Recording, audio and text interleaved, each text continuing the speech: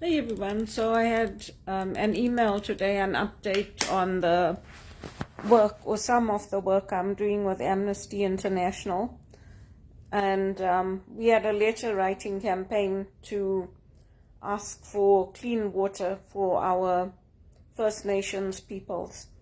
And so the email is disappointing.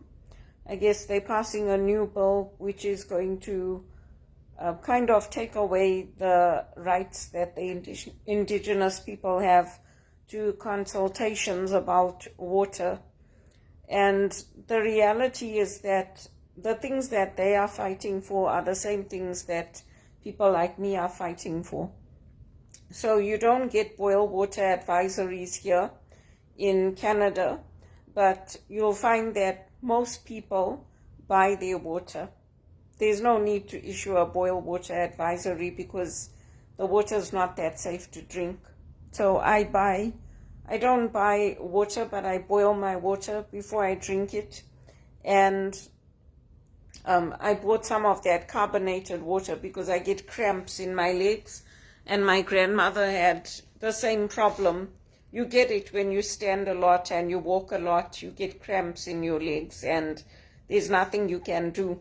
And also if your body loses too much salt. So she used to drink that Indian tonic water, and we don't get that here, so I buy the carbonated water.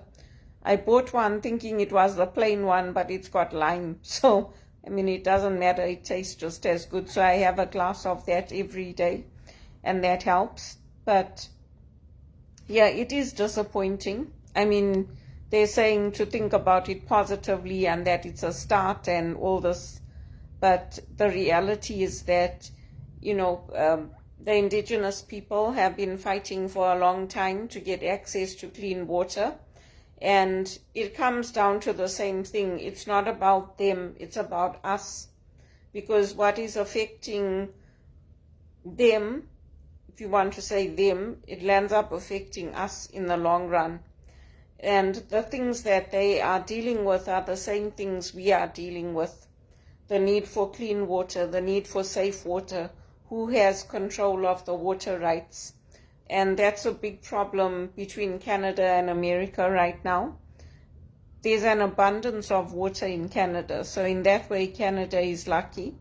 But it will be interesting to see whether they pass this watered down bill or not. Some of the chiefs are happy about it, others are not. So I read through everything before I take an action, and they provided a good summary, a good update. But for me, I tend to follow Amnesty International, the one from the UK, more than this one, because this one tends to be a bit more watered down. It's a bit more like, don't step on anybody's toes, be careful what you say, watch your words, and I'm not really that kind of a person. So all round, living here it's not a good fit, let's put it that way, because they're stopping me from working. How can you fail me on my English fluency? Is it like, how do you put it? Is it even realistic to say that after I'm a graduate of this country, to say that I didn't pass my fluency test? Does it make any sense? They're just undermining me at every step. They're undermining me, they're undermining my education, they're undermining my authority in the church. As somebody who's graduated from Regis College, they're just undermining me. And even when I was forced to get that psychiatric assessment, I was undermined. I had a right to say no, and I said no. But because of the email that the police sent to me, my doctor told me you better do it. So that's undermining me. It's police intimidation. That's what it is. So even when I went to the police station and they told me, sit down or we're going to arrest you, that's police intimidation.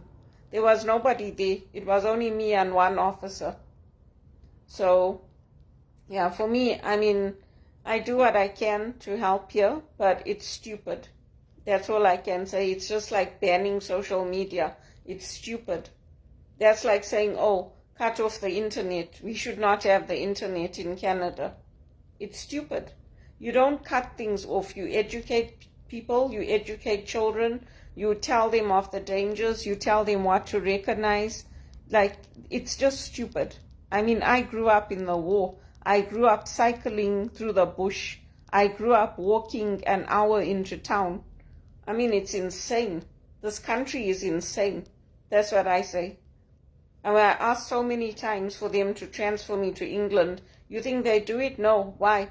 Because I give them the solutions and then they keep me dirt poor, pushing me into slavery, pushing me into low-paid jobs. You see, this thing now, they're advertising for people to come to Dubai. I don't know if it's free flights or reduced flights. Why do you think they're doing it? Because the economy is tanking. Because they built that Dubai on the backs of slaves, just like when they bought the World Cup. And they took people from all over the world to work there in slave wages. It's just like what Teleperformance does. There's no safety net. There's no, like if they wake up one morning and decide that, okay, we're firing you, they just let you go. There's nothing. There's no notice. There's nothing. And if you want to build your own business, they put so many barriers in the way that you can't even do it. So, this country is disgusting. It's disgusting. All those doctors that left and came here from England, I wish them good luck, including my own doctor, Dr. Wood, because I know how Dr. Ing had to fight for me. It's ridiculous what they've done to me in this country. It's ridiculous. I'm not sitting on my laurels. I'm applying for those jobs, paying $120,000 a year. There's no reason I shouldn't have them. I'm just as educated as them and I'm just as qualified as them. They should be ashamed of what they're doing to me and to the indigenous people, the First Nations people, and the police should be ashamed of themselves for what they did to me. It's disgusting. Anyway, if they put something out on their Facebook page about the progress, I'll share it. But that email, if I post it, it's not going to make any sense because you can't click the links. So I posted a few of the links and what they're saying. But this country is not what people think it is.